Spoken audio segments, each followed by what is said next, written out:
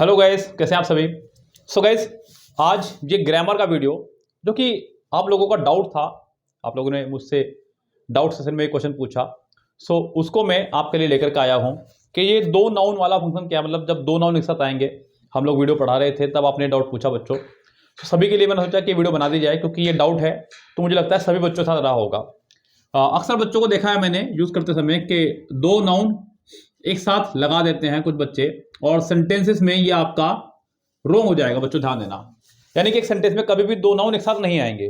ये मैंने आपको पढ़ाया उस वीडियो के दौरान और आपने ये डाउट पूछा। हालांकि मैं पूरा क्वेश्चन फिर से आपका रिन्यू कर देता हूं कि मतलब था क्या और कुछ कैसे कुछ हमने बताया था बच्चों। देखिए बच्चों, मैंने आपको बताया कि एक ही सेंटेंस में, मतलब एक ही सेंटेंस में क्या कभी भी जो है सेम फैमिली के दो वर्ड एक साथ कभी नहीं आएंगे। हम लोग जब इंग्लिश ग्रामर पढ़ते हैं बच्चों, सो इंग्लिश ग्रामर के खूब सारे चैप्टर पढ़ने के बाद जब हम लोग article, noun, pronoun, verb, time and tense, syntax, बहुत सारे चैप्टर जब हम लोग कवर कर लेते हैं, तब एक चैप्टर और पढ़ना होता है जिसका नाम है बच्चों सुपरफ्लॉज। यस, आप लोगों ने शायद पढ़ा भी होगा। यस गाइस, सुपरफ्लॉज नाम का आपने चैप्टर पढ़ा होगा, जिसका मतलब हिंदी में अगर मैं बात करूं तो उसका हिंदी मतलब होता है आवश्यकता से अधिक। आवश्यकता से अधिक, जब कोई चीज आवश्यकता से अधिक हो तो उसको सुपरफ्लॉज बोलते हैं गाइस। यस गाइस, सो यहां पर सुपरफ्लॉज ही है एक तरह का। ये कभी भी एक ही सेंटेंस में सेम फैमिली की दो चीजें एक साथ नहीं आएंगी। सेम फैमिली की दो चीजें एक साथ नहीं आएंगी। Double affirmative, double negative, double apostrophe, double future, yes double noun, तो ये सब चीजें एक साथ आपकी नहीं आएंगी। ये रोंग है बच्चों फंक्शन। अगर मैं इसकी बात करूं तो अगर हमें यहां पे इसको सही करना हो तो कैसे सही करेंगे बच्चों, जरा उसको देख लेते हैं। सेंटेंस पे आ जाए पहले हम लोग।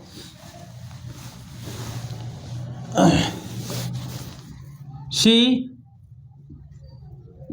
does not like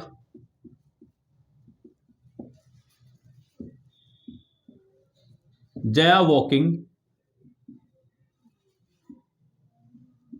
on the ramp। हाँ, कह रहा है कि she does not like Jaya walking on the ramp. बच्चों क्लियर दिख रहा है ना? बिल्कुल।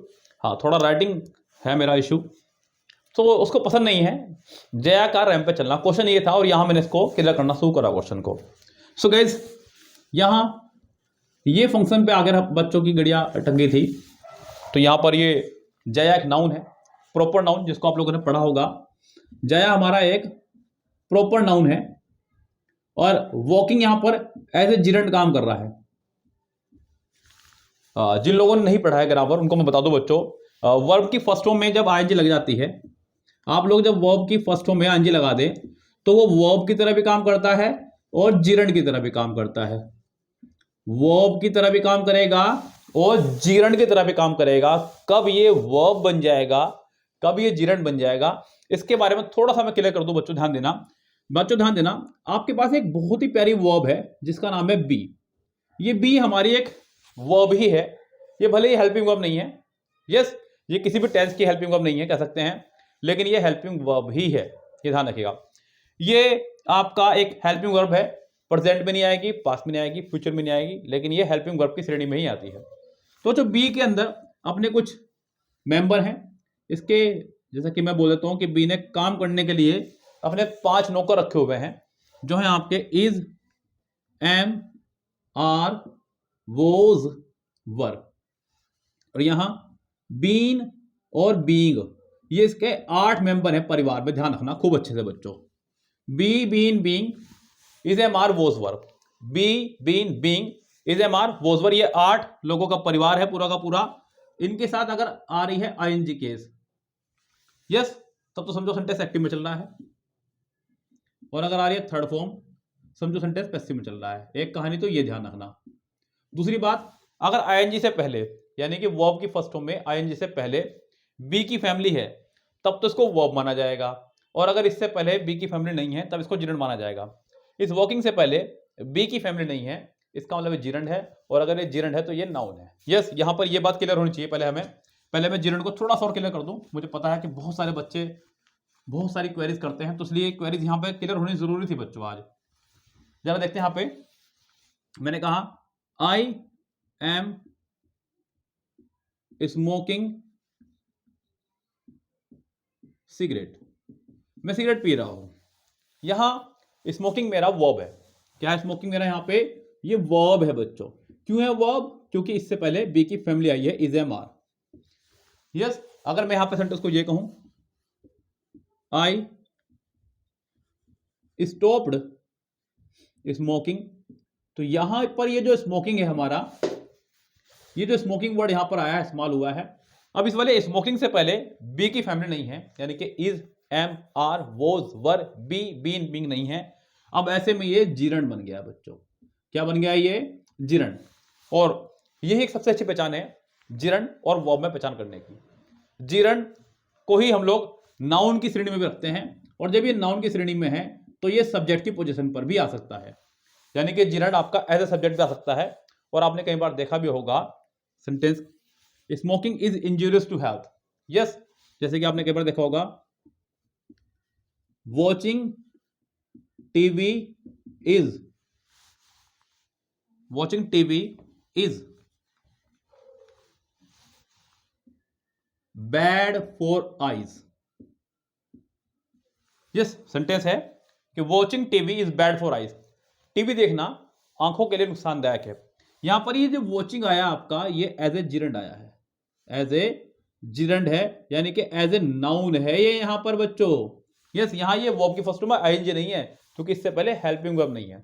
जब भी वर्ब की फर्स्ट फॉर्म में आईएनजी से पहले हेल्पिंग वर्ब नहीं होगी तो उसको जिरंड बोलेंगे। क्या बोलेंगे बच्चों? उसको जिरंड बोलेंगे। और अगर आईएनजी से पहले हेल्पिंग वर्ब होगी, जो कि बी की फैमिली, आप उसको वर्ब बोलेंगे। क्या बोलेंगे? उसको वर्ब बोलेंगे। ये यहां फंडा क्लियर हुआ। अभी इससे पहले हेल्पिंग वर्ब नहीं है, इसका मतलब ये आपका जिरंड है। तो मैं उम्मीद करता हूं कि मैंने आपका जिरंड और वर्ब वाला डाउट तो क्लियर कर दिया। अब हम चलते हैं दूसरे डाउट पर। यहां पर एक प्रॉब्लम क्या थी कि यहां पर सेंटेंस में आएगा क्या, मतलब एरर क्या है, उसको भी तो क्लियर करना है ना।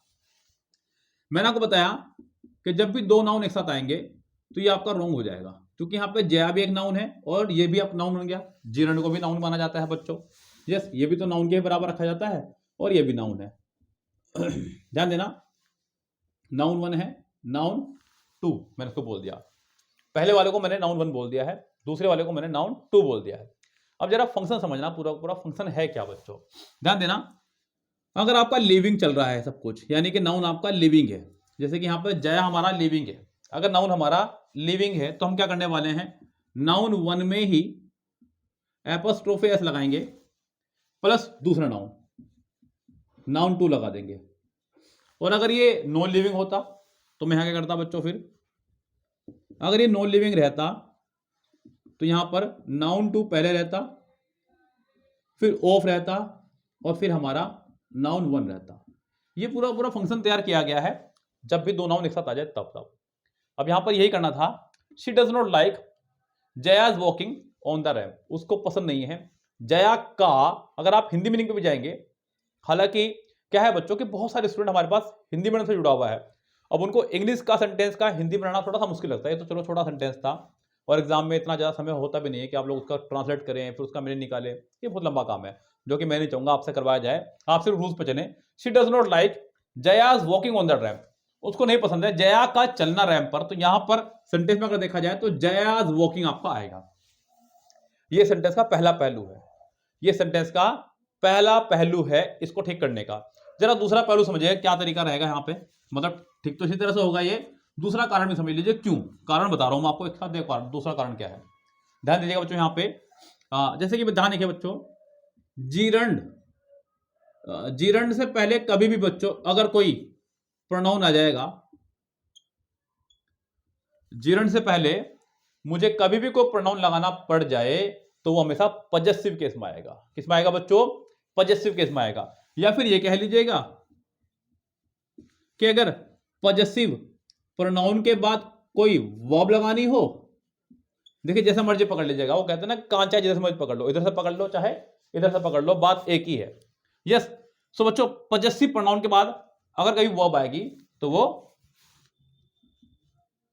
आईएनजी फॉर्म में आएगी, ये भी कह सकते हैं आप। दोनों बातें एक ही हैं। ये मैंने क्या कहा बच्चों, सुन लो फिर से एक बार ध्यान से, कि अगर जीरंड से पहले कभी प्रोनाउन आएगा तो पजेसिव केस में आएगा, या फिर पजेसिव केस के बाद में अगर कभी कोई जीरंड वर्ब आएगी तो वो आईएनजी फॉर्म में आएगी, क्योंकि यहां पर इस वर्ब को वर्ब नहीं माना जाएगा, इसको जीरंड ही माना जाएगा। कोई भी वर्ब की फर्स्ट में आईएनजी, वर्ब तब तक है जब उससे पहले कोई हेल्पिंग वर्ब है। अब बच्चों यहां पर भी क्या कंडीशन थी, तो जैसे कि सेंटेंस में और लिख दूं, जरा एक सेंटेंस और देखिएगा, she likes me playing cricket. Sentence है she likes me playing cricket. अब यहाँ पे पहले तो एरर पकड़िए आप लोग अपने लेवल पे जाकर के कि क्या इसके अंदर एरर आपको नजर आ रही है। और अगर मैं बच्चों बात करूं यहाँ पे एरर की, तो ध्यान दीजिएगा यहाँ पे एक बहुत बड़ी बात जो समझ में आपको आनी है, ध्यान देना, ये आपको दिख रहा होगा जीरण, क्योंकि इससे पहले कोई हेल्पिंग वर्ब यहाँ पे नहीं है, इससे पहले कोई हेल्पिंग वर्ब यहाँ पे नहीं है, तो इसका मतलब ये जीरण है। क्या बच्चों आपका ये यहाँ पे आपका जीरण है।